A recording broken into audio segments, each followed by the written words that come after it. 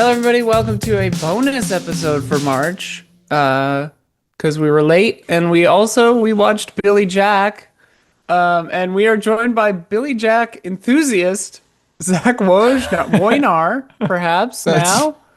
Yeah, that's me. So my name, my family always pronounced it Wojnar.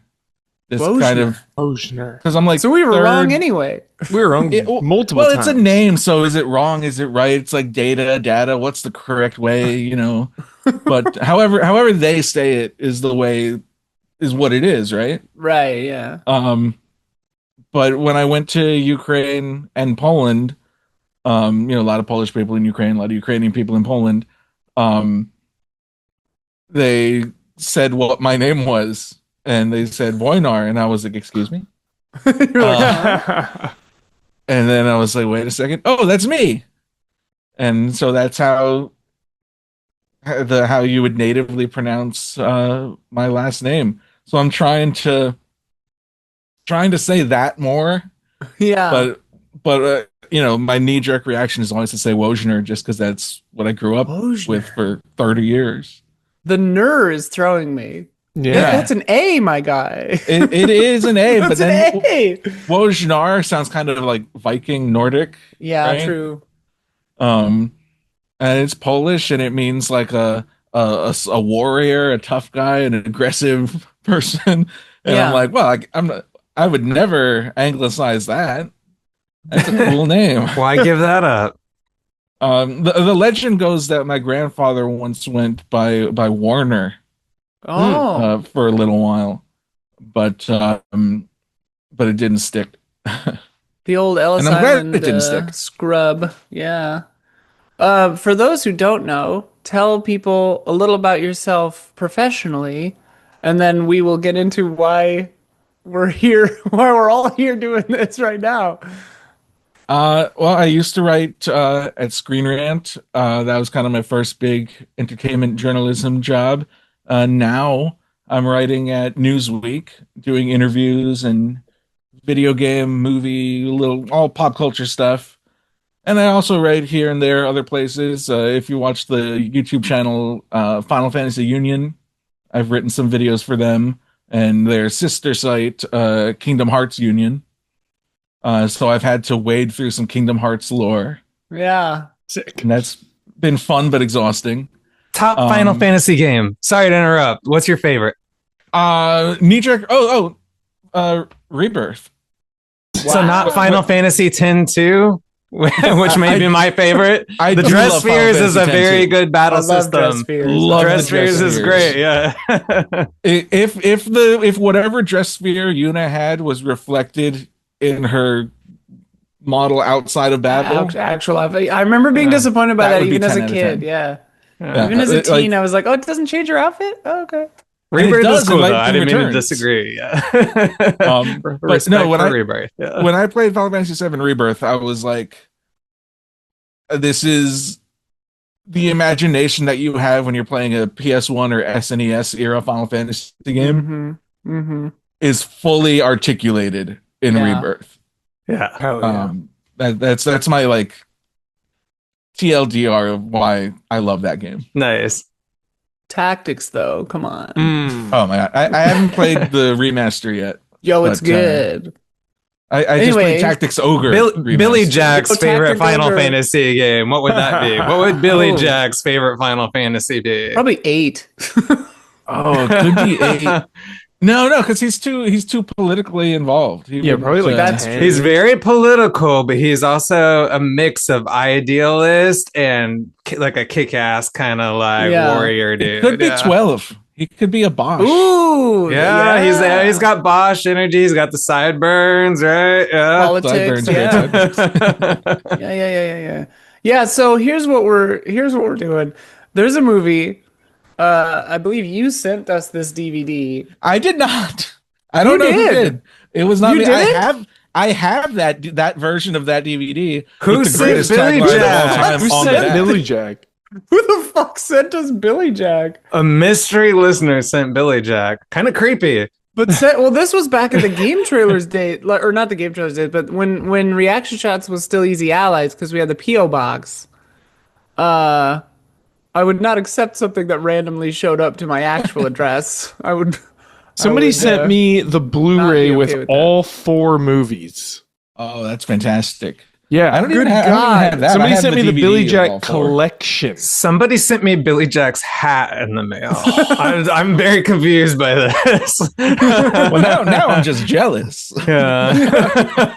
Don't The send those craziest things. shit, I rent Billy Jack last night, and my dad comes over and he goes, "Are you watching Billy Jack?" Nice. Dads know about Billy Jack. And I feel I'm like- that tracks. And I'm like, "Yeah, you know Billy Jack?" He's never said anything like this in his life.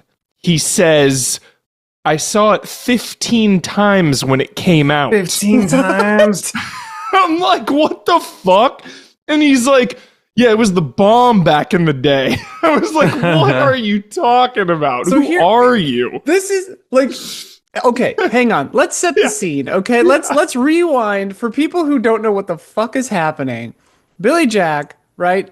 It's this movie that the Voynars have been telling us about for I don't know, 9 years. Years. Before I was on the show, I had heard Yeah. you been being trying to urged get to watch us- Billy Jack. Yeah. Yeah, you've been trying to get us to watch Billy Jack for 100 years and using it as a point of reference for all kinds of qualities of like, virtuous qualities. Like, I mean, as it says on the back of the tin, just a person who protects children and other living things. That's the tagline of this movie on the DVD case. But yeah, so we weren't avoiding it intentionally, but it just like never found the time to do it. Whatever. So sorry it took so long. You're busy people. You got stuff to do. But now we have finally watched Billy Jack, and I have to say, and I think Matt said this in the last week's episode.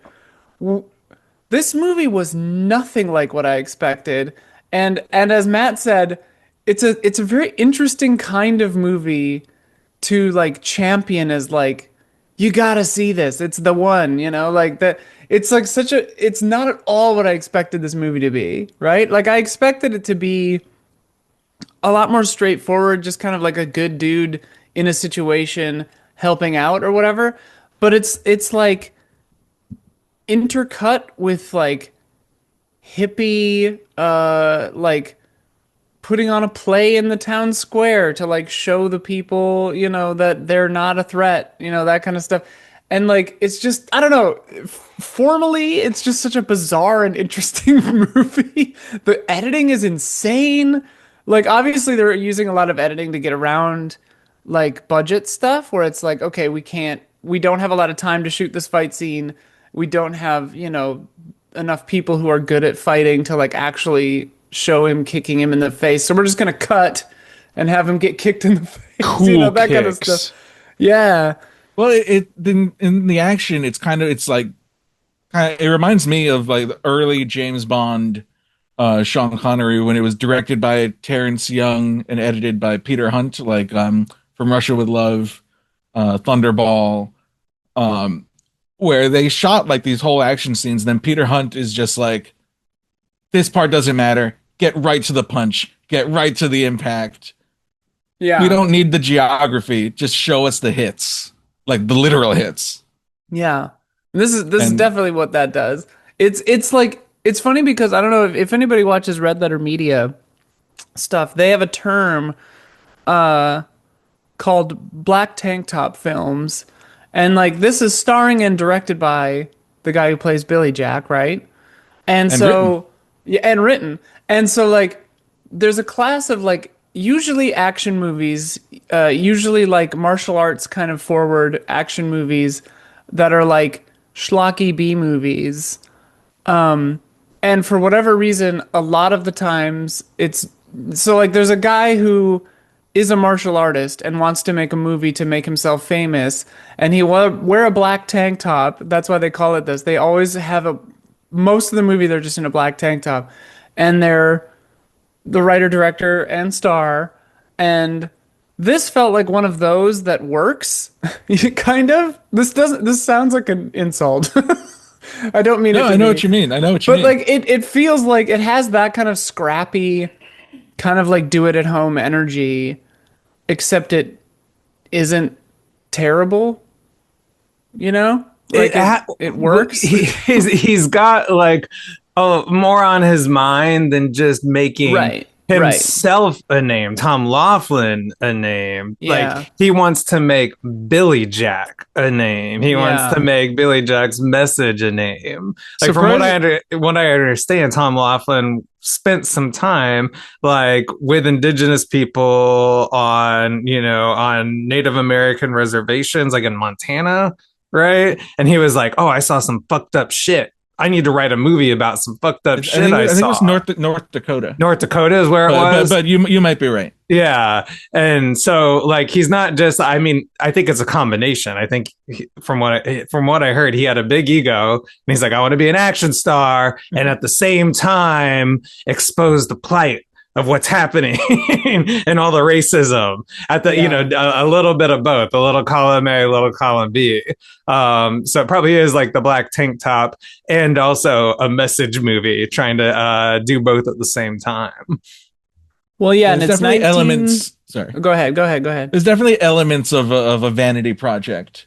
Yeah. But for someone who isn't actually that vain in that respect, someone who has something that he wants to say and does it through the film, but I guess most vanity projects are made by like gym rats who can't write very well. So, and so this is not that. Filming was in Arizona.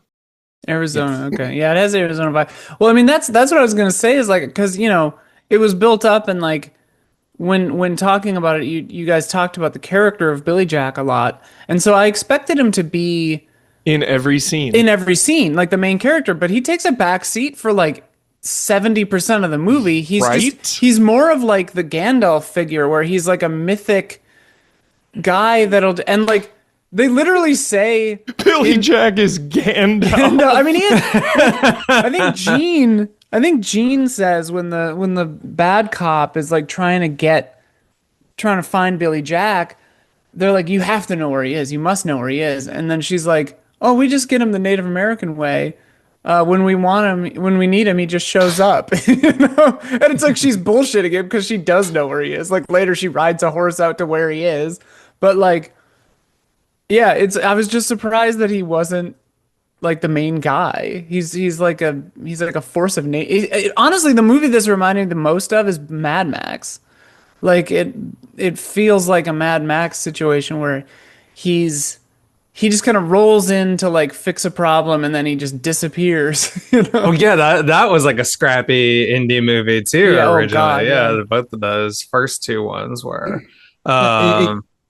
The way it approaches the idea of being an action movie for, early 70s hippies, right. after the like the hump, and we see it in the very beginning where the deputy's daughter is back from San Francisco where she has not had a good time. She's been taken advantage of by gurus, and not everyone was Charles Manson level, but dime store sex cults. Yeah, like galore. Wild Country. Yeah, is the impression she gave her dad. Which that's a really rough scene. It gives you an idea of what kind of movie you're into. My God, he's like, I have the urge to beat you or something, and then he fucking like full on slaps her so hard. Well, and he says, I have the urge to beat you before he knows she's pregnant from an unknown father. And in another movie, he would be the hero. Right. And then he would go off and beat up all the hippies. Yeah. I mean, I have like family, so much family from Alabama, and not saying this is what my family members would do, but this is like, the culture from in the South, at least, where like if somebody in Alabama said that to one of their dads, like that would be like what happened. You know what I mean? Like, oh, I went off to a sex cult, and who knows what race my baby is now. It would be like, okay, you're living on the streets and you're lucky you're still alive after you told your dad that. You know what I mean? Mhm. And so like that scene seemed very realistic to me for the time Oh, period. Yeah. The whole movie felt real, like a fucking documentary at some parts. I was like, this is crazy. And like the 70s aesthetic, I was like, this is... I noticed that too just now as we get further and further into the timeline. Like looking back on all of these movies is just even more valuable than it ever was, just for like a look into like movie stories, obviously, but just like the era where it was filmed, I thought was like really cozy. You know, there's that big town square.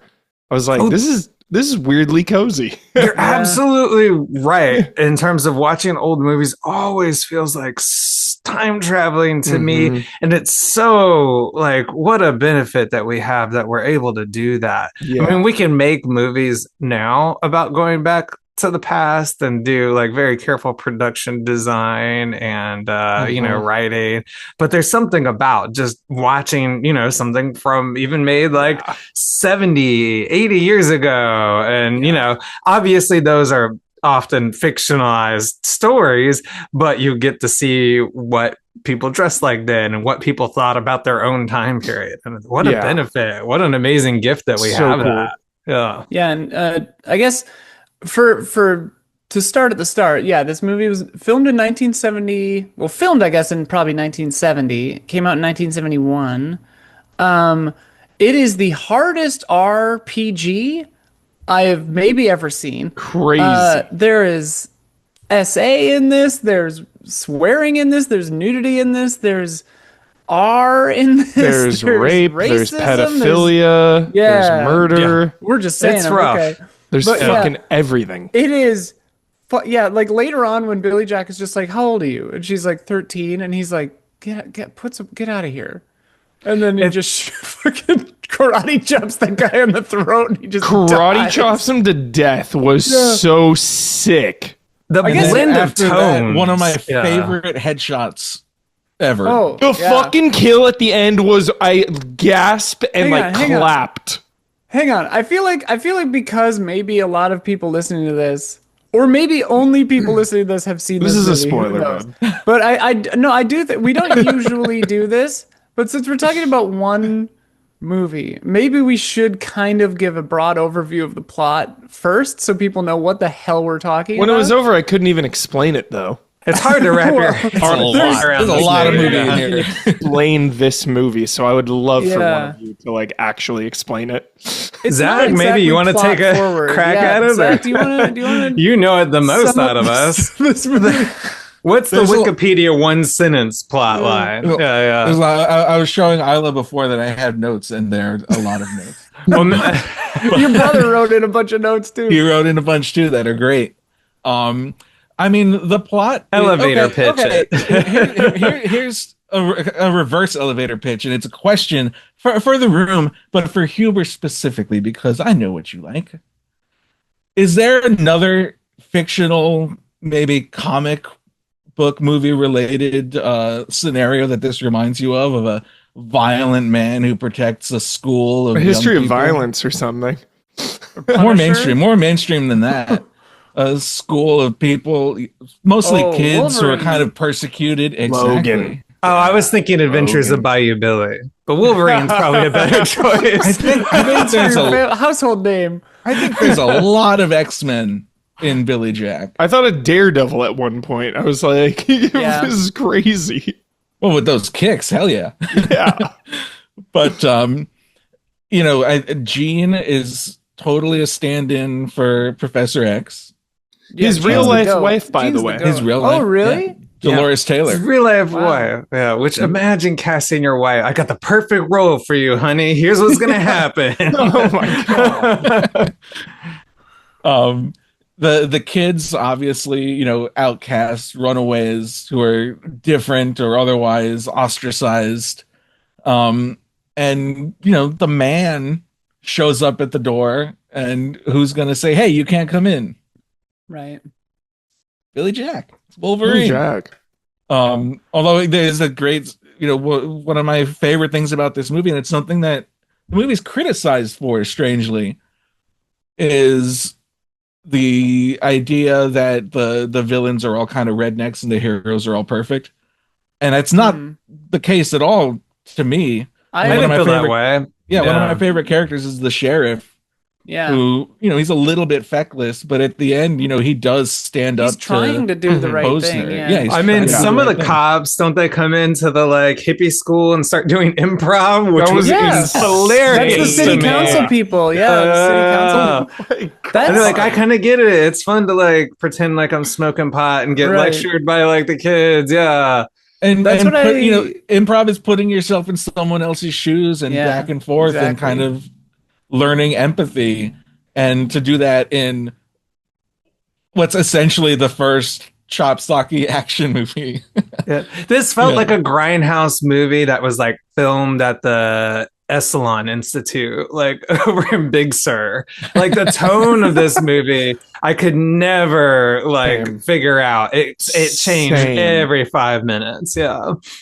And there was a lot of like Robert Altman-esque kind of just like scenes of people talking over each other, and like at first you're just like, what are we doing here? What is this scene for? And then like by the end of it you're like, uh-huh. Yeah, that's the thesis statement of the entire film. Gotcha. Like, yeah, I mean, real broad strokes. I want to say it's a slobs versus snobs movie, except everyone is slobs.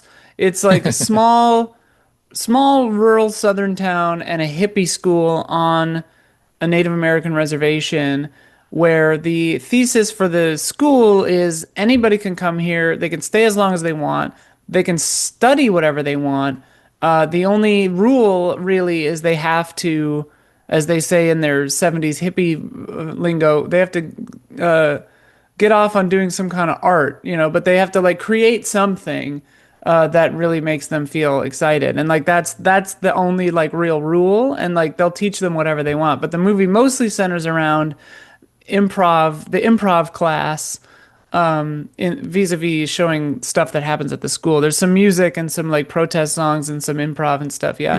And then the town is like, oh, you long-haired hippies, like blah blah, we're a bunch of hayseed cops and we don't like what you're up to. But yeah, the movie succeeds pretty well at showing like that like exposure is mostly what's missing in most problems with people hating each other, where it's just like, if you see how people are, really, it's gonna be fine. And like that's all that the school people are trying to say. And then Billy Jack is this kind of mythical creature that lives out in the wherever, who shows up to solve problems that pacifists can't solve pacifistly. Peacefully probably is the word I'm looking for. That's the general broad strokes. Yeah, he's almost like a Django character Yeah, who kicks kinda, racist ass Yeah. when they need a whooping. Yeah. Yeah. So- But it's what I found so fascinating about this movie is like, at least for me watching it in 2026, and like I should preface this that like I don't usually resonate with hippie movies because I know that all of these fuckers are gonna not get out of office and like ruin the fucking world in 2026. And like this generation like won't get off the stage and they're ruining everything. Generalizing, right? the Like hippie is sold out. Yeah. the hippie sold out, which is why I love the Limey, because it's sort of about that, where it's like Peter Fonda's character, or Henry Fonda, I always forget which one it is a Peter. sellout. Yeah, Peter. Like, and like that to me is the most honest example of like a hippie free love guy who became a fucking stockbroker and like murders people. And like, so I have to try to like put myself in the 1971 mindset of being like, okay, this is the project they're trying to push right now, is like, these long hair hippies we're not scary, we're just trying to do art. And I have to like not think about The man NFTs grinded and AI. them. They grinded them down. They didn't know Yeah. at that point. Yeah. Yeah. But that, all of that said, like, I was surprised, like taking just within the movie, right? That like I side with Gene. Like it's funny because like you and Jason have championed Billy Jack as like this example of like standing up for people and this and that. And like but like I'm me watching the movie, I'm just like, no, Jean is the hero. Like she's right. Like she's the one who's saying Kind like, of, don't but like don't do sometimes this. you Like, need violence. True. I No, think yeah. not needing violence is like wishful thinking. Yeah. I mean, Because The even middle Billy way. Jack The doesn't middle way. want. Yeah, yeah. Because But even I mean, Billy Jack is always. that's what I'm trying to say though, is that Jean at the end of the movie preaches the middle Yeah. path, where she's like, we don't have to do this. You don't have to just die. You know, For but no we don't- reason. Which is Yeah. it's so But we crazy. can't just sit on our asses. And like her speech about like I dismember him every second in my mind. You so know. intense. tremendous. This movie is That fucking was crazy. crazy. That was a powerful scene. And especially too in the diner, there was another line where I was like, this is that's good writing. Like when Billy Jack comes to save the kids in the diner, the ice cream spot, Yeah. and he's like, he says something along the lines of, it makes me sick that like you'll have For the to rest of your carry life, this. yeah. Oh Yeah. my God. Yeah. That was like, I was like, that's legitimately powerful. I think that's what separates this movie from your typical exploitation film, which would have scenes like a racism scene at the ice cream parlor. Why is where an ice cream man always racist as fuck, by the way? What is that about? Because True. vanilla ice cream is white. It's a stand-in. Yeah, it's true. You know, but like the scene you're talking about, Huber, you know, where it's pretty rough racism, where the kids are just getting totally mistreated by that boy. That was so uncomfortable. But Holy Billy shit. Jack's like, I feel sick. They're going to have to carry this scene for the rest of their lives. And it makes me just so, what does he say, Zach? You probably know the line. It makes him go berserk. Yeah, it makes him go berserk. Yeah. And then he fucking chops him, dude. Yeah. The chops were throws so the big gritty. one right out the window. Yeah. Great editing in that. Like, I imagine that when they were shooting that, they were like, "This is gonna look awful," but when it's all edited together, Yeah, it's it's good editing in the film. Yeah. yeah, like those fight scenes are edited in a way that action scenes were not edited back then. Yeah. It's cool. But then also the way Jean's character is treated after she's terribly raped. And then which was rough. It was rough to watch. I was an like, intense scene. I'm not sure if I'm on board with where this movie's going. But the aftermath did treat the scene with the gravity it deserved and the fallout and the impact on that character. Her hiding it Was I as like, whoa. respectful with the impact it could have on a human being and how she had to wrestle with the choices she made afterwards, and how she wanted to choose how she dealt with it personally and the impact it was going to have on her life and everyone else's lives. I think that was handled very well in a film, and how she knew that, you know, she could report this to everybody else, but it might fuck up her life to report it to everybody else. That was very knowing of a film like Billy Jack. Yeah. Whereas an exploitation movie would be like, oh, isn't this flashy? Isn't this interesting? We're adding this to the movie to help sell it. And so what I did is I went back and watched the trailer for Billy Jack, the theatrical trailer. A lot of grindhouse movies will say like sex and violence, come watch Billy Jack, and it did not even make a single allusion to that scene. And I was like, oh, this is not here to sell the movie to make it seem like lurid. It treats it like a tragedy. Like so many of these movies, like, I mean, I Spit on Your Grave or any of those like revenge porn kind of like fantasy things where like a woman is assaulted like that. Like the movie is doing a disservice always by making that scene titillating, you know? And this one focuses on her face, her emotions, her tragedy, like, and then the aftermath of it. And like, the fact that a movie in 1971 had the sensitivity to have the scene where she says, the only person I wanted to tell is you, but I couldn't because I knew you would fly off the handle and go kill this guy. Go berserk. Right. It's like the one person she could feel any amount of comfort from, she couldn't tell because he's got this Yeah. fucking anger in him, you know? And it's just like, that's really astute for like a fucking 70s movie. Like, Yeah, I'm sure the last thing she wants to see is more male anger at that point also. Yeah. So, Right. yeah. And it's worth noting that, you know, every time Billy Jack flies off the handle, it doesn't work out. Right. Like he gets beat up in the town square. 'Cause, Right. you know, despite, you know, all of his kicks and stuff, Sick fight. you know, yeah, oh my God, throwing the guy face first into the pole, the sound effects. Oh my So God, yeah, gritty. really The intense. fucking action was legitimately good. It was gritty. Can we So talk I'm about glad him you- taking his shoes off? I was just going to say right before that, because it's right after the the ice cream shop where he just starts taking off his shoes. And I'm just like, what the fuck is he doing? And then all the kids are like, Billy Jack, don't go out there. Don't go out there. And I'm like, yeah, there's glass everywhere. You just took your shoes off. And then he just walks into the town square and it's like 12 guys show up. And I'm just I like, didn't even oh, think of the okay. glass, Tyler. You're so Yeah. right. Oh my god. There's then like he's got glass out there. kicks. Doesn't he say like I'm gonna kick you in the face or something? Yeah, I'm gonna kick you on and it's the Yeah. opposite side of the face. He's like, I'm gonna take my right foot and kick you on this side of the face. There's nothing That you is can do called about that it. is called a crescent moon kick. Yeah.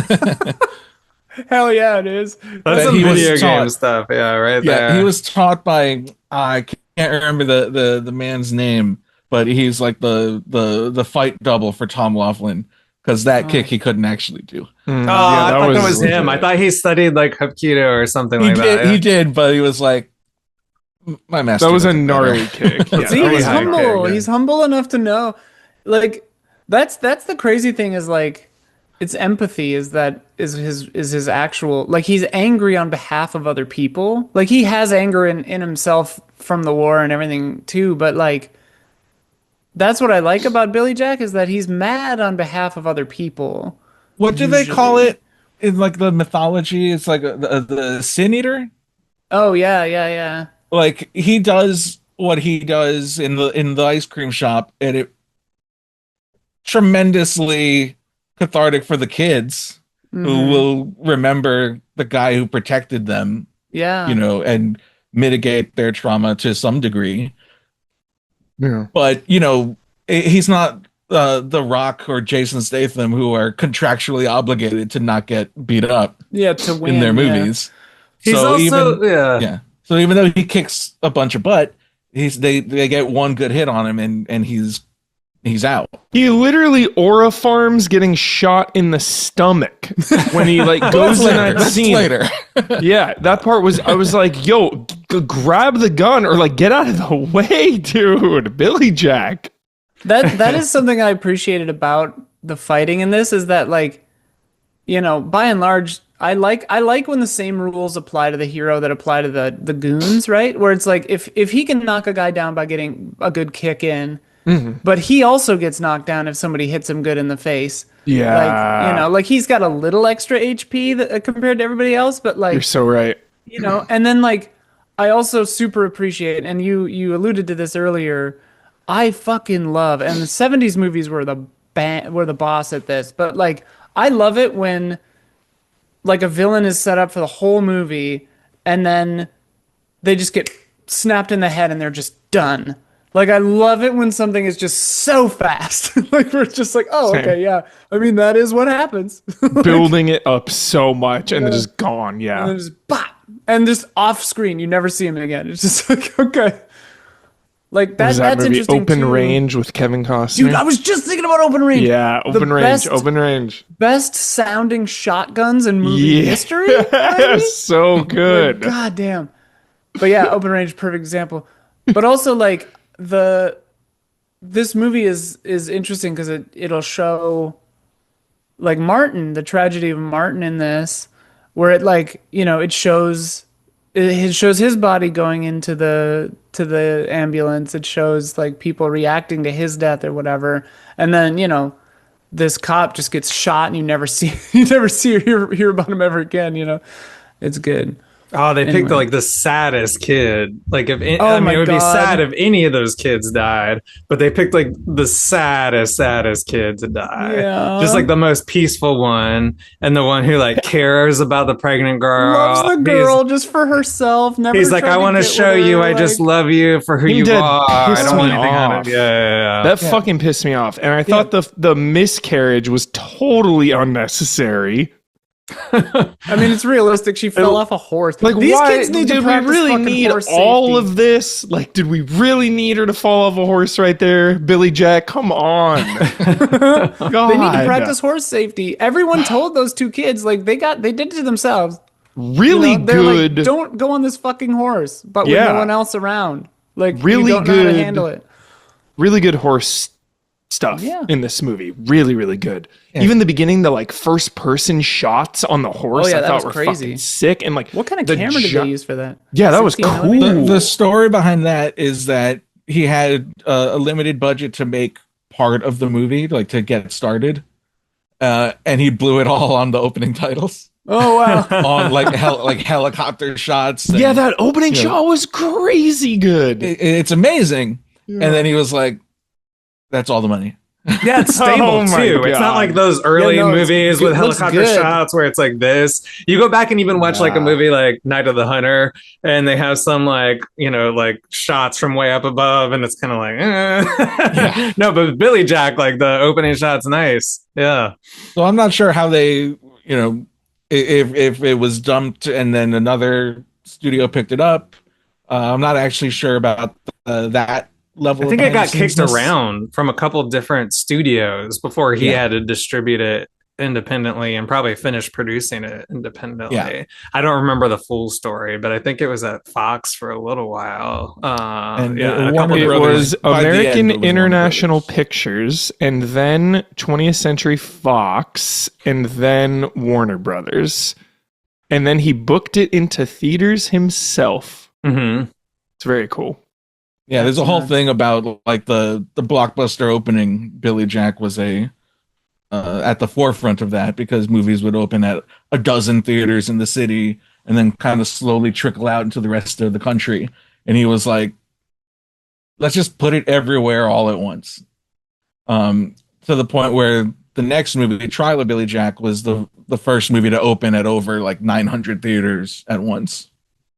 On its opening Yeah, I read something about that too. It was like, where was that? It like changed the way movies were distributed. One of Yeah, these it's Billy Jack unprecedented movies. distribution method. Like That's nowadays, so every movie comes out crazy. at 2,000, 3,000, even 4,000 screens. Yeah, But that just wasn't done back then. Did you watch the trailer for Trial of Billy Jack, Huber? No, I wanna watch I it. encourage you to watch the trailer. At After least the- if you don't watch the movie, at least watch the after this trailer. one, and then seeing that it's 3 hours, I was like, let's fucking go. Watch the Let's trailer go. for all of them. Billy Jack Goes to Washington, especially. He's definitely doing a Jimmy Stewart. It's very, Oh, it's God. very It's funny. straight up a remake of Mr. Smith Goes to. But, But- trial, you're gonna want to make like a big meal, have some snacks. He doesn't Maybe eat do- during movies. Maybe like soak your feet in some Epsom salt, like kind of like Is Trial the third one or long- the fourth one? Trial is the third one. Oh, okay. And then Washington is the fourth one. Yeah. It kind of, we haven't really mentioned that Billy Jack is technically the second Part movie. two. Yeah, the first one Right. sounds There's- so sick. I watched. Born I Losers did. I watched the trailer for the first one, and it seemed very Mad Max. Like it seemed, Yeah. Yeah, Yeah. It like you could tiptoe around whether or not Billy Jack is technically a exploitation movie. Like there are elements of various exploitation genres. The Born Losers is definitely biker exploitation. Yeah. Looks crazy. Bikers show up and do biker stuff, and then Billy Jack shows up and says, "Hey, you bikers, cut it out, or I'm gonna shoot you." And then That they seemed fight. about the long and the short of it. Yeah. Yeah. From the trailer, I was like, I feel like I've seen It this. looks scary. It looked kind of like a Rob Zombie yeah, movie. Yeah. I was Yeah. gonna mention Hills Have that. Eyes vibe. Fucking Devil's Rejects. yeah. Yeah, it's a very different vibe.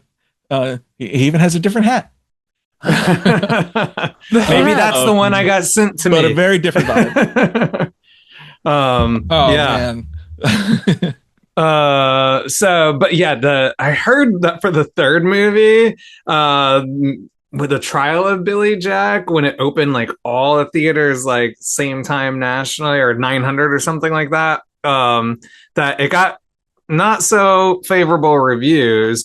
And so Tom Laughlin had this essay contest where he was like, I'm going to have a contest for the best essay that explains why critics are giving this bad review. Oh, no. Which just sounds incredible. It was sassy and outspoken. Yeah. Everything, sometimes I wish that he was a little bit less outspoken, at least when it came to the movie-ness of it.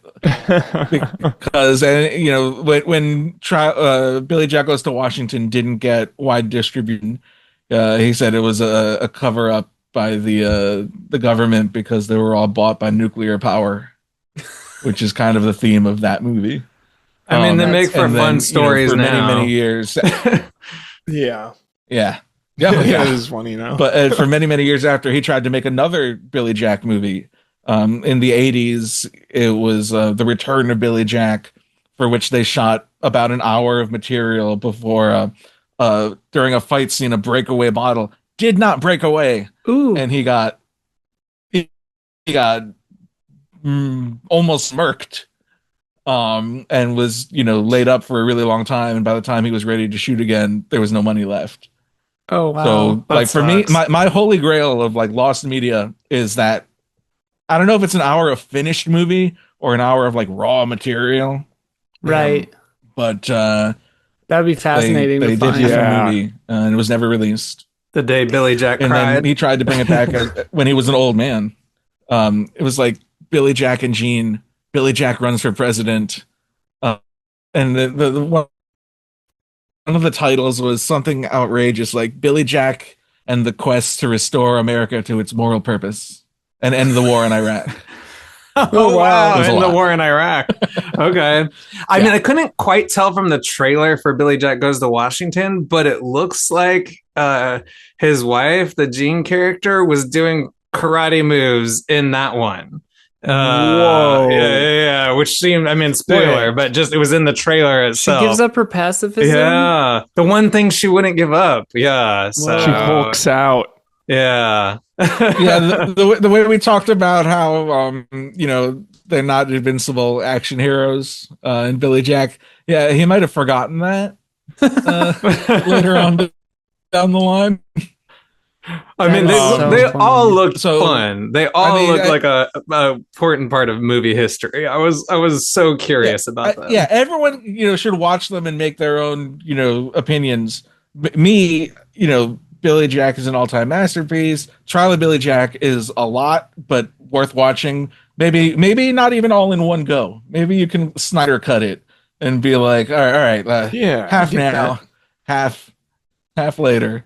Yeah. And Billy Jack Goes to Washington is a movie that you can watch that has Billy Jack in A it. curiosity. Yeah. Yeah. One thing I was thinking about, Hubert, is we had this discussion a little bit about Killers of the Flower Moon, and you said, well, who's going to be able to make this movie right now besides Scorsese? And I was kind of like lamenting the fact that it's a shame that that money only goes to Scorsese. Yeah. But he's an amazing filmmaker, and I love that he wanted to tell that story. But there are, people who from, that group of indigenous people who weren't able to tell that story, even though they're probably talented filmmakers within that group. But it's awesome that Scorsese did want to tell that story, and he did a good job at it. But it's the same thing with Billy Jack. Like Tom Laughlin himself he's not Navajo. But he presents that was the himself first as, thing I looked up. was like, mixed- Yeah, I was like, is yeah. this guy named? He's like, Ray? I'm mixed race Navajo. And he's not. So he's not but- at all. No, he's Not at not. all. But also, like, he had the resources to be able to tell that story, and he got more attention to the issue. So it's another one where it's like, okay, here's somebody who cares and who has money, and he wants to tell this story. And in a lot of ways, he told it compassionately. And so it's one of those where like, well, was more good done than harm? Probably. So yeah, is it good that Billy Jack exists? I think so. Yeah.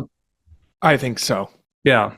And Yeah. there's a degree of I don't want to sound like I'm hand waving it away, but a statute of limitations where back in 71 Yeah. you could be a white guy with a mild tan and be like, I'm mixed. Very 70s. Definitely I'm lot of actually things. mixed and he's more tan than I am. There's definitely a lot of stuff in this that flew in the 70s that would probably be like, this movie would be hard R now. Oh my God. Which is so funny. Like the scene with the kind of like the girl stuck in the 50s, who wants to be like a pinup from the school, when she's in the car with the, what's his name, Bronson or whatever, the asshole kid. Yeah, motherfucker. That guy's Posner Jr. real bad egg. Bernard. Son of a bitch. Bernard, yeah, and they said Bernard. everyone pronounces his name differently in the movie, which I appreciated. Couldn't 'Cause wait some people for are that like, Bernard, fucker to Bernard. get his. Yeah, he was a real asshole, and Yeah, also like a cool picture of him and the butler from Spider-Man 3 are the only two Bernards that I know. yeah. Bernard. Yeah. Because it's an interesting, like, I enjoyed the depiction of that character because, like, it, I think, is accurate to the sort of, like, proto-incel kind of, like, because he's not a guy with a bunch of confidence, or it's a lot of false confidence, and, like, who does these horrible things to, like, prove it to his dad or whatever his who gives a shit what his reasons are, but, like, he's not just some macho guy doing bad shit. Like he's like, couldn't kill the horse in the beginning. I was like, okay, is this the sympathetic son with his overbearing, like racist psycho dad? And it's not that at all, actually. That's what was interesting about this movie. Is like it kept kind of weaving, and you were like, where are we at with this guy? Oh, okay, he's a fucking monster. Got it. Like, yeah. It's with him and with the deputy. They're characters that are introduced and given, they're given choices. And, with Bernard, he chooses not to, he defies his dad by not shooting the horse, but then he resents that. And that leads him to do the despicable things that he does. I mean, even before he SAs, he mentions that he's a virgin. Yeah.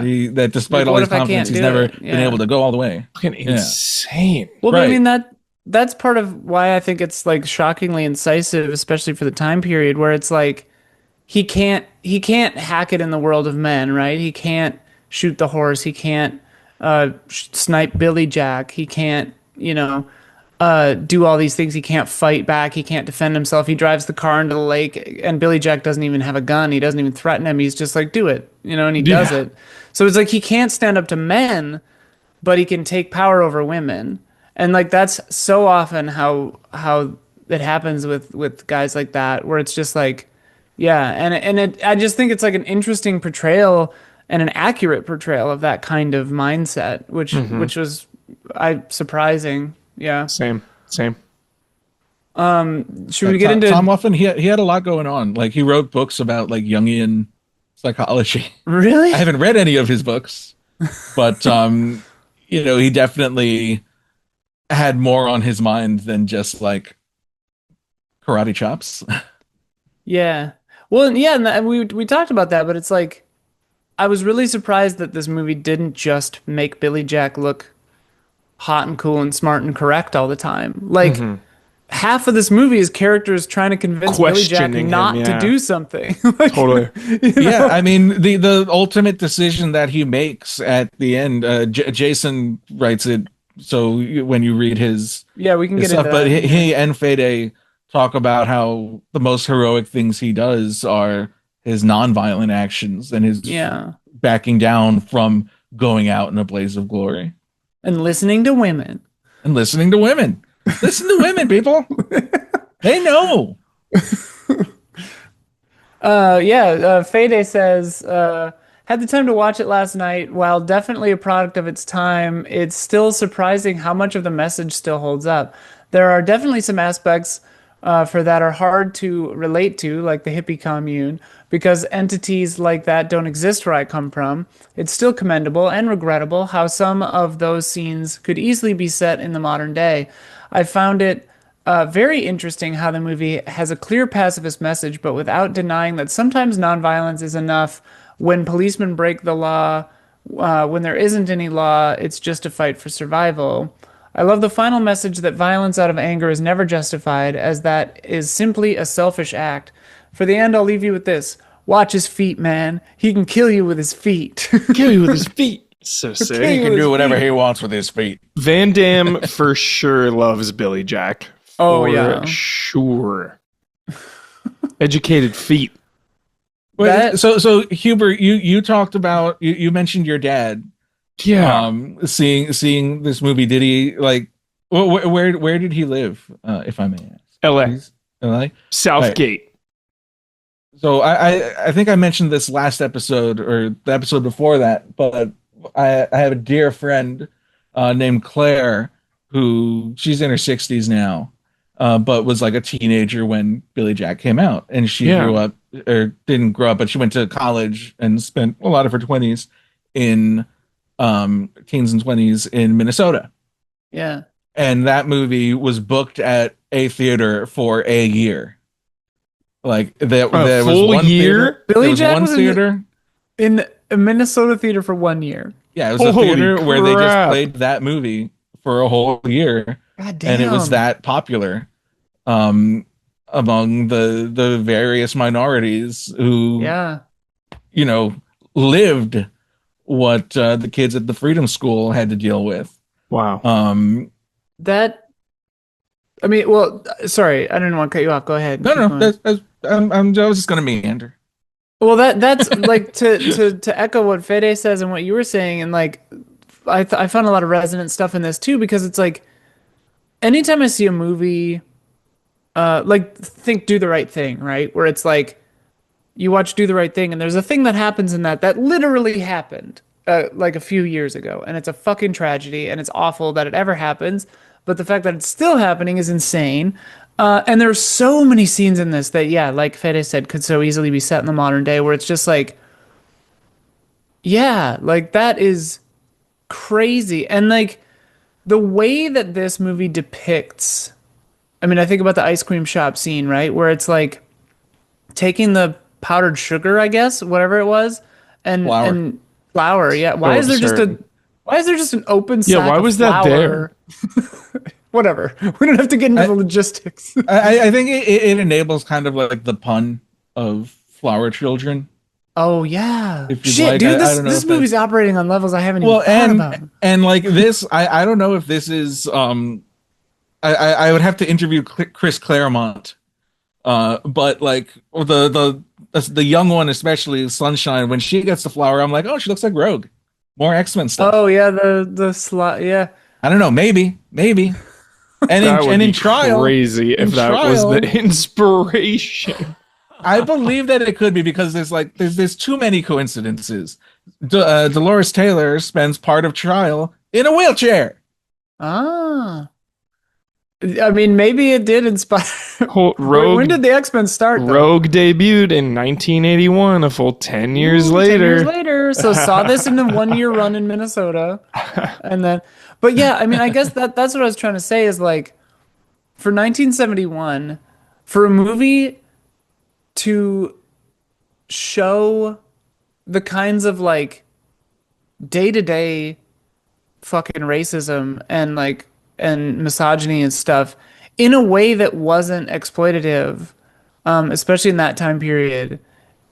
Yeah, I could imagine that resonating with people. I could imagine, because no one else was saying it really, like, or not as many like movies were saying it and like depicting it in a realistic kind of way. Like, yeah, I don't know. It's, yeah, I could For see movies it. that were doing it for laughs, because Right. I've watched a lot, and you see like old Preston Sturges movies that have tons of racism in it, and it's like, isn't that funny?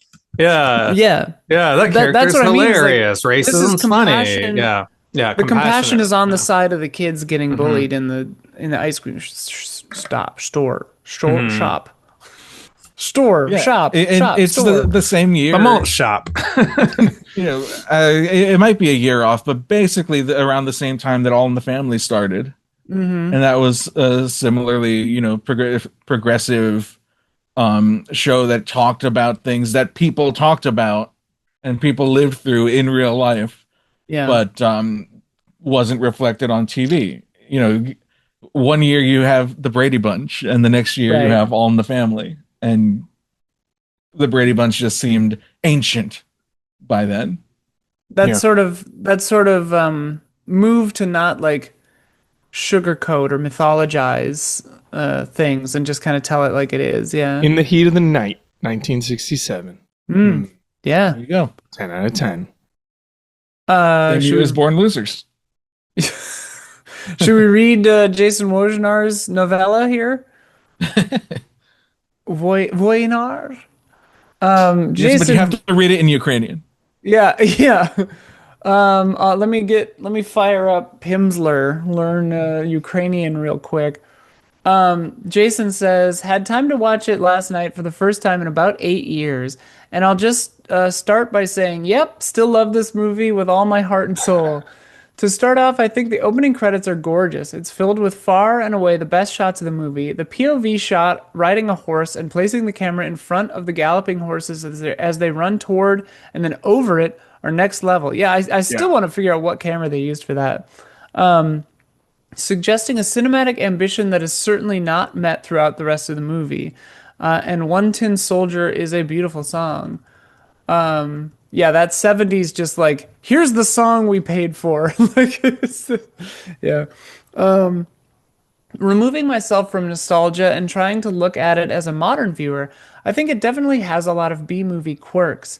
Some of the editing feels more like TV from the 60s rather than movies of the era, and eerie horns have a tendency to deflate what are supposed to be dramatic moments rather than elevate them, and some of the action scenes clearly could have been used, or clearly could have used more time. However, these quirks shouldn't distract from things that are done really well. I think the script is tight. Every character feels fully realized. Every act of violence feels like it has a purpose and a consequence, despite a common criticism at the time being the amount of violence. And very little of it feels superfluous. Maybe some of the improv scenes at the school could have been cut down to make it a tighter 100 minutes or so, but even those have their place. Yeah, to interject, I was thinking about the improv scenes, and like, while watching, I was kind of like, these feel like they're going on a long time, but I do feel like they're an important counterpoint to the other stuff because it shows the irony of the town being afraid of these people who literally just want to play theater games and hang out. Like, and so I think it's important to give it as much weight, Right. maybe. This is what you're afraid of. Right. Like, it's like, okay, sure, they smoke weed and they're like a little freer with like their hair and their love lives. Like, ooh, like, Yeah. yeah. I could think of some modern day analogs of things people are afraid of where I'm like, we're just fucking vibing, dog. Yeah, Fuck not a off. big deal, fuckers. Yeah. When the girl in the thing is just like, what are you afraid of? Right. I'm just here. Yeah. That was a good Yeah. scene, too. And she's like 14 and she's just like, what are you Yeah. afraid of? So good. I Why love are you that. afraid of me? Yeah. Not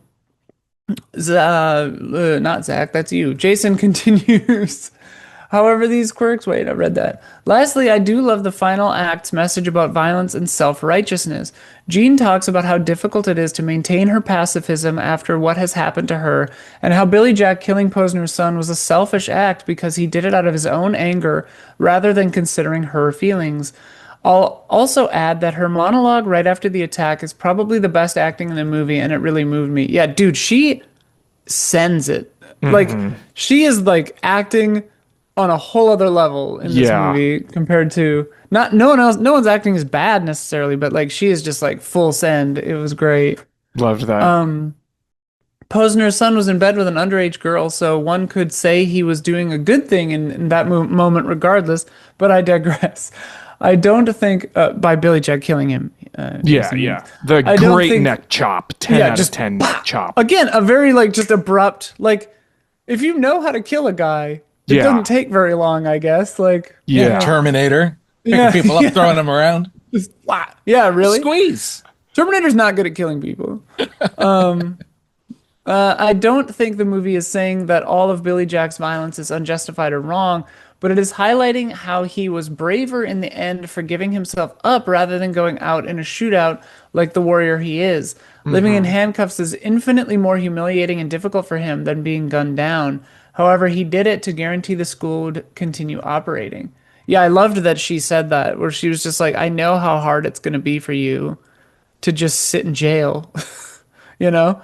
And you could see it because like he loves freedom, this guy. Yeah. And then Jason has some additional notes I took while watching this movie. Love when Billy Jack tells Jean to smile and she kindly refuses. Yeah. And I love how the kids are like, are they in love? What's the deal? And they're literally actively like singing a song about Billy Jack. Just like this No guy's one crazy. knows. No when one they say something knows. like that, nobody knows. Nobody knows. And you know, Grown-ups are weird. pre Empire Strikes Back, she's like, I think you know, but I Yeah, love you. yeah. Yeah, and he goes, I think you know too. I had that thought too. I was like, that's a Han So Solo funny. moment. Han Yeah. Solo. Yeah, Harrison Ford saw Billy Jack. Because that line was improvised by Harrison Ford. Just this is a total aside, but at Disney Pride, they sold, or at Disney they sell pins that she says that one has Leia and it says I love you, and one has Han that says I know. And at Disney Pride, Sophia and I got those, but we both just had the I love yous. And then That's good. we were like, we need to find a gay, like a male gay couple and give them both the I knows. So they just have I know. Nice. Anyway, Billy Jack's supersonic hearing as he senses someone tampered with his truck and the musical cue that accompanies it. Yeah, I love that nothing really comes of that. He's just like, someone took my fucking gas tube or whatever that is.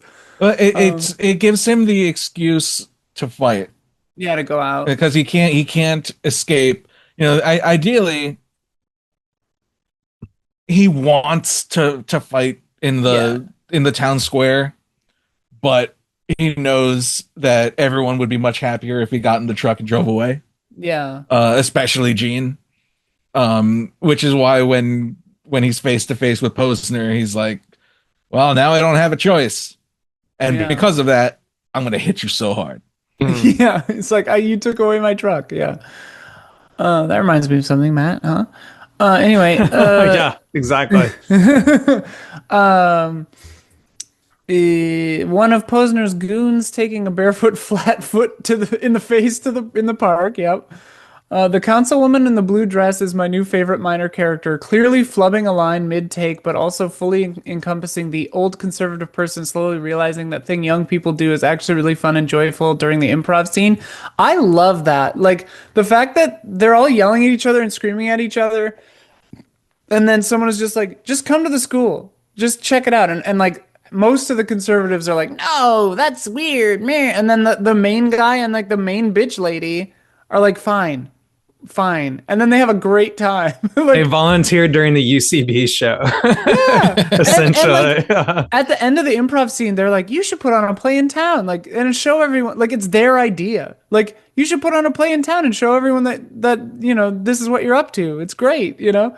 And like, that's the whole point, is like, when people Yeah. just spend time with each other. Like, there's like, how many, you know, countless Talk it videos of like trans person and Republican have conversation, and like most of them are clickbait trash, you know, but like oftentimes, Apart from The- sociopaths, most people can Right. figure it out. Yeah. well, the where it falls down though in modern times is because I think a lot of conservative people, especially in cities, do have a black friend or a gay friend or whatever, and they always say, well, they're cool, like they're fine, like or even worse, they're one of the good ones, The right? good ones. But like the weird lack of ability to just extend your imagination to well, maybe everyone else like them One is person also a further, person, yeah. like is also just a fine person and like not out to steal your fucking whatever it is you're afraid of. Expand Like, your compass of moral right, concern. Yeah. right. It's like, well, I would protect you, and it's like, well, why don't you just protect everybody?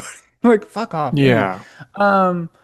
Love the scene near the beginning with the girl being shy about singing a song about her brother, and eventually you learn her brother lost his life in Vietnam. Yeah, that part was crazy. Where she was like, "I wrote a song about my brother," and everyone's like, "You should play it. You have a beautiful voice." And she's like, "I'm shy," and then You're a she just pin busts out drop. this like crazy song about her brother dying.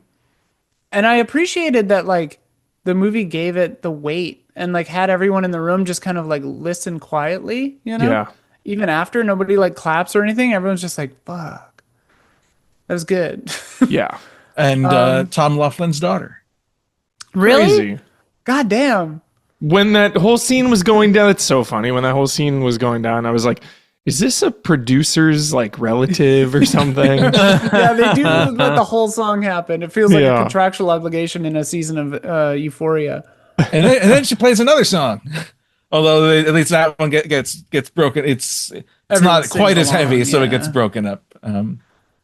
But you're like, you know, the way you said the movie was not what you expected, maybe we hyped it up as like an action extravaganza, and then you're like, we've got like 3 acoustic guitar numbers within 10 minutes. Yeah. And only 2 or 3 action scenes. Clearly a shot during the SA scene where a phantom pair of hands are holding Jean down when in all other shots she's clearly being held down by ropes. His dumb ape friend does come over and like that part was upsetting too because it was like that guy tries like because that's what they always say about like if you're a male friend and your guys are like telling sexist jokes or doing whatever and like how hard it is to stand up to them, right? And be like, hey man, like you shouldn't talk like that, like that's not cool, you know? And this guy like there's a shot where he yeah, Macintosh does that sometimes. There's a shot where his friend, you know, the big lug, whatever his name, dinosaur, Dinosaur. Sorry, yeah. he tries for like he like half tries to be like, well, maybe we shouldn't do this, you know? And he's like, maybe we shouldn't do this, you know? But then he Yeah. still goes along with it, so he's an accessory also and a monster too. But like, That's the thing the movie does so well. Like it gives the characters the chance to seal their fate. yeah, yeah, Although he actually doesn't get beat up or anything. Dino kind of just exits stage left. yeah. He just kind of Totally. leaves after that scene. You're right. But you know, the characters make the choice. They're given the opportunity to be what they're expected to be and to fall in line. I Yeah. think of it is not a tangent, but it reminds me of Finn and Captain Phasma Yeah, in The Last Jedi, where Sure. everyone gives that movie so much flack because, oh, Captain Phasma's wasted. She has such a cool armor, and we don't even get to see her face. And it's like, yeah, because she's a stormtrooper. It doesn't matter how Yeah. shiny her armor is. yeah, You know, and Finn, he takes off his helmet. He's like, no, I choose to be a person, not Yeah. a cog in your machine. And when he hits Phasma at the end, we get to see a little bit of her face and her eyes Yeah. through the broken helmet, but it's not enough. Like there was someone under there, but they're gone. yeah, They chose to be a stormtrooper. yeah. Yeah. Yeah, that especially in the scene with Gene, there are so many outs. Like he's like trying to gas himself up to do it. Dinosaur's like, maybe we shouldn't do this. She's like, don't do this. I'll like we can stop now, you know, like and then he just nope, shows who he is, you know? It's just like fucking A. Jason lands the plane with, now that the thoughts on the movie are done, I just want to sincerely thank you for taking the time out of your busy schedules to watch this movie and talk about it. I am probably not alone when I say I would love more one-off episodes like this. Yeah, it's something we want to do. I will be so bold as to suggest either The White Bird Marked with Black, Shadows of Forgotten Ancestors, or Earth with the modern soundtrack by Daka Braka. Love Daka Braka. Daka Braka. Dude, Daka Braka rips. You should listen to some Daka Braka. Love that name. Jason Wojnar. Roll the R at the end if you want to be real authentic. Did I do that right? Jason Wojnar? Is it like a Norwegian roll where it's just like a little? Well, is it given like our ancestry, it should be a Latino role. Oh, like Wojnar. Yeah, and that should be a movie. Yeah. The next Billy Jack, half Eastern European, half Latino cowboy. Yeah, yeah. The legend goes that Keanu Reeves was attached at one point during the Matrix days To Billy Jack? to do Billy Jack, What the fuck? but never A Billy panned Jack out. 4, like the trial, or Billy Jack Wick. Or to play Like- Billy Jack. like Billy like a Jack, Billy Jack either revival? either a remake or a legacy Remake. sequel, whatever. But in like 2002, 2003, I saw like the Hollywood Reporter headline. It's like fresh off the Matrix sequels, Keanu Reeves is Dude. attached. ... That But- could have actually been kind of interesting, especially Keanu hopefully- Reeves now. I know. I'd love to interview him one day and be like, "Whatever happened?" He'll probably be like, "Oh, whoa." That's kind of what having a conversation with him is like. I've talked with him, and he's like, "Cool, nice." Want to play bass? You want to play bass? I'll show up at your wedding. He's a if you sweet want. guy. He One of seems my like the greatest guy. one of yeah. my favorite movies is I didn't realize was inspired by Billy Jack. It's a kind of a corny movie, 80s movie called The Legend of Billie Jean. I don't think it's like acknowledged that it's inspired by Billy Jack, but it has to be. It follows the same plot structure where somebody is like fighting back against like a kind of seedy guy who's like has some like power in town and gets the sheriffs involved. Helen Slater and Christian Slater, Helen Slater, Supergirl, and she kind of gets assaulted by this dude, and then they go on the run, and she inspires like this like fight back against, and all these people raise their fists, and like a revolt of children like follow her around. She becomes this punk rock leader. It's very, very fun. It's such a fun movie. It's very corny, kind of like 80s punk movie. Pat Benatar has a theme song. That's I- all I know that's about all it is I- the yeah. song. It's so fun. Like good as if you're in the mood to scratch like an 80s fun rebellious itch, Kids on the Lamb movie. So good. I didn't see it until I was an adult, and like this was back in the day when Netflix was very early starting. It said you'll love this movie, 5 out of 5 stars. I was like, what the fuck is this? And then I watched it. I was like, they were right. I did love it. But like the Legend of On Billie DVD Jean, in the mail. it could have been those days. Yeah, Wow, the Legend of Billie wow. Jean just sounds like Billy Jack. And then I watched it and I was like, this is the exact same plot. This is the exact same Well, and plot. Gene is the Oh, other yeah, main yeah. character's name. Like, so yeah. Yeah, exactly. So if you like Billy Jack, there's a chance you might like Legend of Billie Jean for some corny 80s fun. Yeah, watch that. It's really good. Unless Legend of Billie Jean was inspired by X-Men, which is, then I don't know what to do.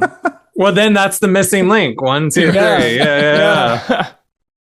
Any other thoughts, Zach? Did we hit your notes? I want to make sure you feel like you've said everything you wanted to say. Yeah, I guess like a scene that really got to me. I watched it last night as well for the first time in a while, and was actually surprised at how like emotional I got during a lot of the acting. When I used to watch it as like a kid or a teen, it was more exciting, like action, kicking butt. Especially like anyone, everyone. No one's like, oh, I wasn't bullied as a kid. It doesn't matter how cool you think you Right. were or actually were. Everyone got bullied as a kid.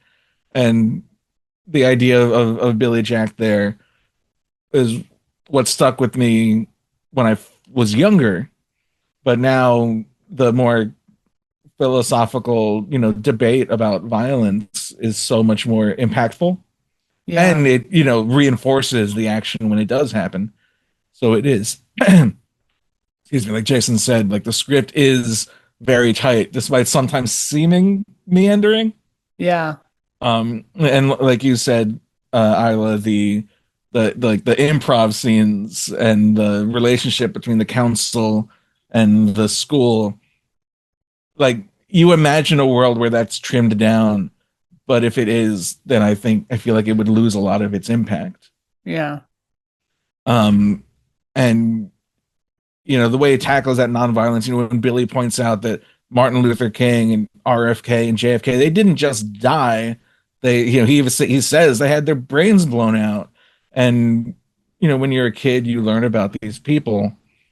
But when you're older and you see the violence that continues, and how people like RFK are replaced by people like RFK Jr., not to get political or anything,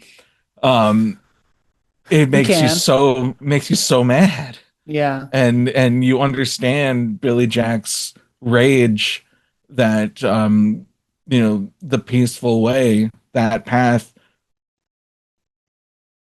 wasn't working at the time, and that makes his decision to put down his gun that much more powerful and emotional. And the way he, everyone on the side of the road puts their fists up in solidarity. That with part him was great. That was sick.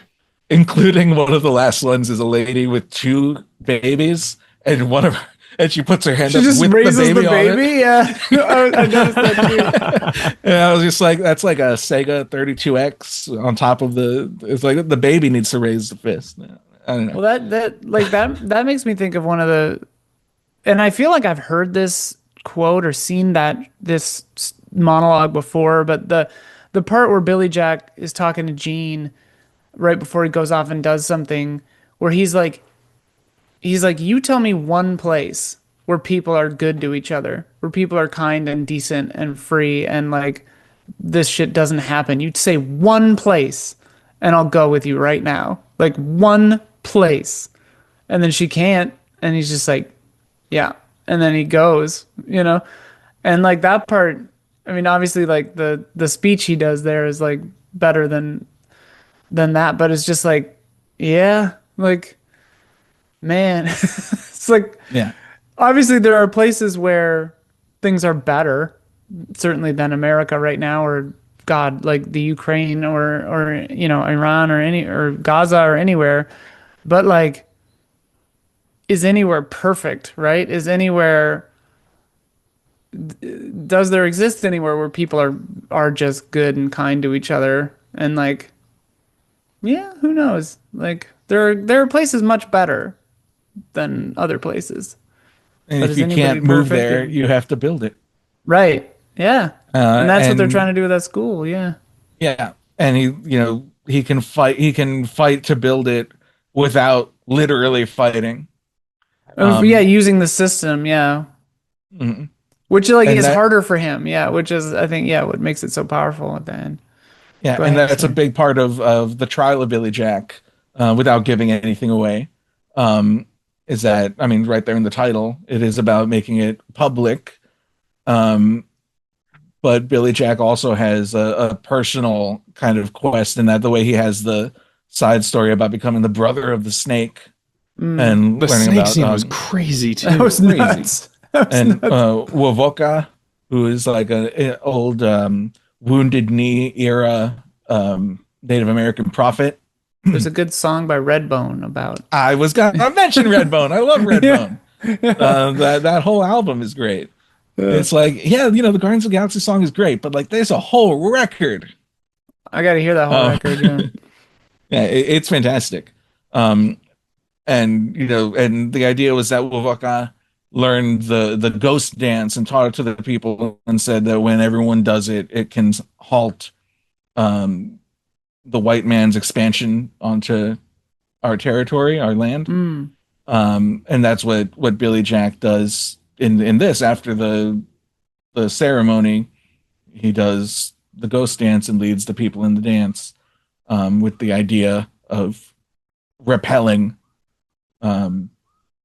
Western expansion. What do they call it? Manifest destiny. Yeah.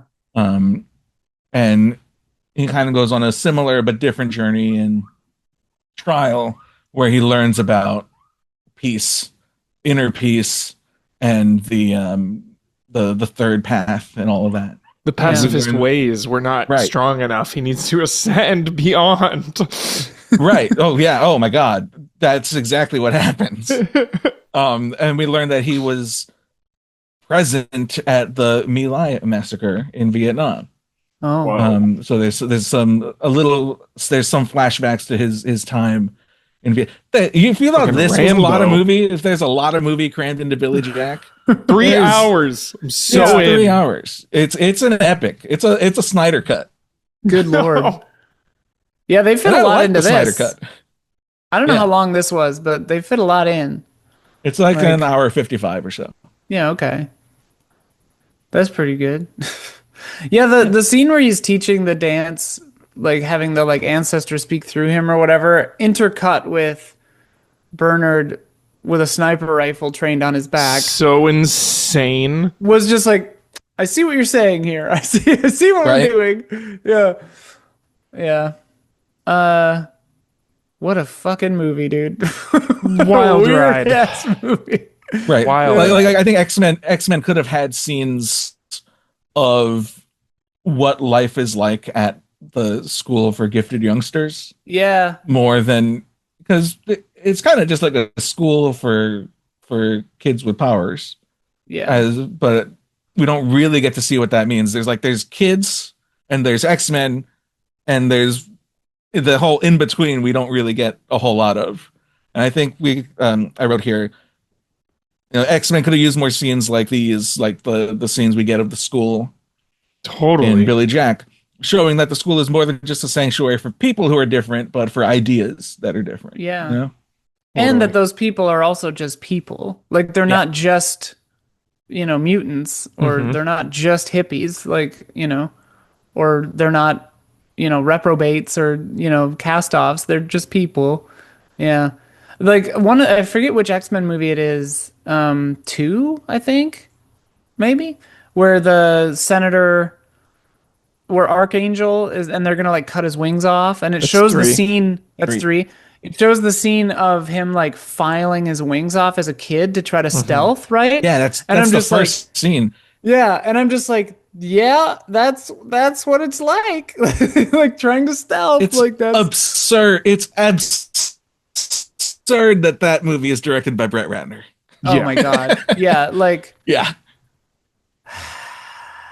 whatever. We don't have to get into it's okay. that. It's okay. The other ones are by Bryan Singer. Oh no. Yeah, it's all boy. bad. It's all bad. God damn, just don't.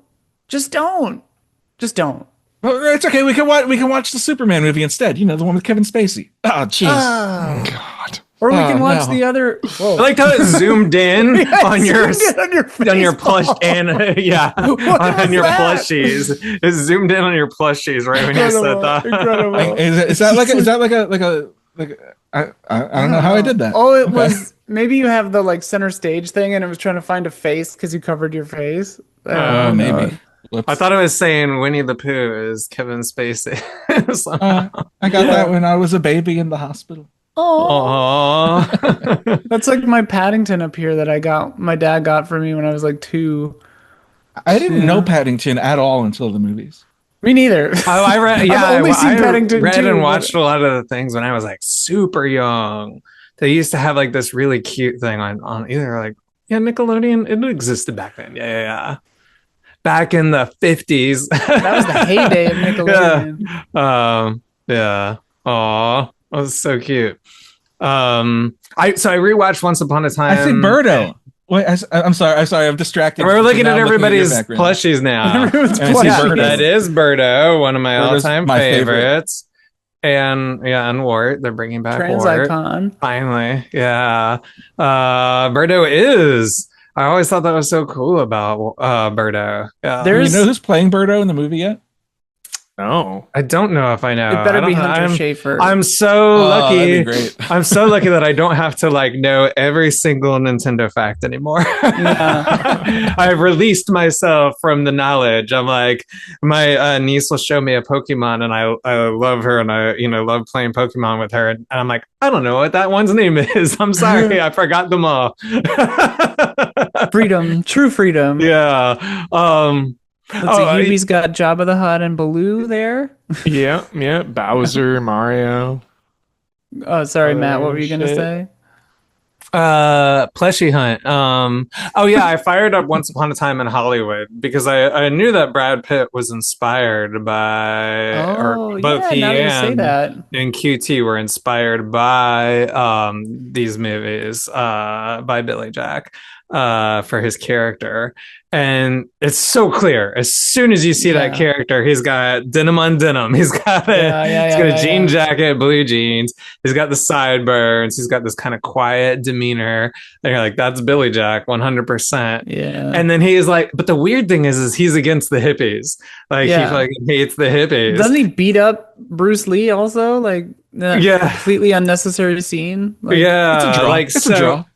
I mean, very Quentin Tarantino like, where he takes the imagery and style, but kind of contentless. There's like a 1,000-page book though about like Bruce Lee's whole life. My dad was telling me about, and Bruce Lee was like a fucking hothead. So like him getting in a fight on set is like completely normal. Like he was a menace. Bruce Lee was a fucking menace in a good way, but he probably would have beat up Billy Jack, I imagine, who needed a stunt double. So Bruce Lee would have thrown Billy Jack into that car and Once Upon a Time in Hollywood for sure. But yeah, it's so interesting. Like, there's a scene where he's like beating up hippies when he first goes to the ranch in Once Upon a Time in Hollywood, up to like the creepy cult ranch with all the hippies, and like he's like, "You beat up my boss's car, and my boss is gonna be pissed. So you fix that car." And he's like giving him like a little bit of a speech, and then he like kicks his ass. I think he like even kicks him in the face. I can't remember what happens exactly, but that's really interesting. And now I'm trying to think what QT is. Oh, cutie. What his like vibe on Billy Jack is. What does he take away from it? Because he's such he loves talking shit, so he loves talking shit, and he's such unnecessary Paul Dano hate. Yeah, like Robert Mitchum, John Wayne, like that era of tough guy. Yeah, like I think he just loves the imagery. I was listening to a podcast because he does like these New Beverly podcasts for the theater, where he's like, "This is what I'm showing all month." And then he was talking about Billy Jack, but it was pretty brief. He was like, me and Brad Pitt, I threaded up the reel, and then we watched some Billy Jack before Once Upon a Time in Hollywood, and we were both vibing. He didn't say that, but he was like, essentially those words. He was like, essentially those words. It's crazy. Yeah, and he's like, I love how Billy Jack gives a speech before he beats somebody else. And how he shows his feet. Yeah, exactly. Oh, yeah, that could be the origin. Yeah. So, I mean, that's, that was pretty much his take on it. Yeah. Is that Brad Pitt brought the DVD? Oh, yeah. When Tarantino was like, "Don't worry about it, I got it covered." That's a real crazy. What a maniac! All right. Any other thoughts about Billy Jack? This wild ride of a movie. Watch it. Yeah. Legendary Thanks for watching franchise. it. Thanks for recommending it consistently for 20 years. a decade. It feels like. Yeah. I mean, it's a special movie to me. I try to carry, I try to carry the messages from movies where I go, because I don't know a lot. I'm not a smart person, but try to learn something from the media I consume. Try to consume responsibly. I think that makes you smart. Deltarune. My favorite line in that whole game is in Act 1. It's sometimes there's people you just gotta fight. And And that does seem to be the case. Pacifist in that running Deltarune. typical. Yeah. Exactly. A pacifist run in Deltarune is very different than a pacifist run in Undertale. And and fight doesn't necessarily mean getting down and scrapping. Yeah. There are other ways to resist. Obi-Wan said there are alternatives to fighting. Or make sure you get something out of it, like Billy Jack did. Get the $10,000 for the school. Right. Hell yeah. I love how she asks, go pacifist. Yeah. I think she asks for 5. She asks for 5 years, And he gets 10. Yeah. And 10 years. I noticed that too. 10 years. Yeah. Yeah. He's like, 5 years, please. He's like, I got you, babe. Yeah. It's like, If you're gonna go down swinging, get something out of it. yeah. Violence That- strategically. Yeah, what a fascinating movie. I enjoyed it. Like it's one of those movies too where it was like the more I sit with it and now of course talking about it, I'm just like, yeah, that was great. Like in the moment I was like, what the fuck is happening? I was like, what is this? It's overwhelming. It's a lot. Yeah. It was. All right. And I Zach, didn't talk where- that much about the Native American stuff just because I don't know a whole lot about Oh, it. yeah. You know, It made me think about a friend of mine growing up was he's mixed. He's half white and half Native American. And I wonder if he's seen this. Like one of my best friends growing up, and like, you know, he didn't talk about it much, but I knew that he did. You know, because small town Wisconsin, 2,000 people. You know, like. You know, he passes like he looks pretty white, you know, so I don't know how much he experienced, but he definitely talked about like family members and stuff and like the kinds of discrimination he would see, you know. He didn't tell us about it too much, but I definitely know he was experiencing some of that, and I wonder if he's seen this and what he thinks of it. 'Cause it's interesting. Yeah, like early 90s Wisconsin is pretty different from 70s Arizona or wherever this is meant to take place, but not that yeah, different. but anyone who's mixed race Yeah. has had that. You know, I actually don't remember, but my mom used to take me to go do laundry, and people would always assume that she was like the housekeeper or my babysitter, Oh, yeah. and they're like, Jesus. "Oh, do you bring him? You bring him to do chores?" And she would say, "Yeah, but I'm fucking the husband." Good for her. Badass, dude. That's good for her. badass. That's really good. Oh, yeah. Sophia tells me about that kind of stuff too. Even in Norway, just like, yeah, like getting like, where are you really from? That kind of stuff. Oh yeah, Yeah. yeah. Yeah, it's out there. It's fucked up. But like movies have been talking about it for a lot longer than I think a lot of people nowadays realize, right? Like I think it's funny you'll see like a TikTok about people like saying like this, that, or the other thing, and then it's just like, well, this is a movie from 1971 that was talking about the same shit.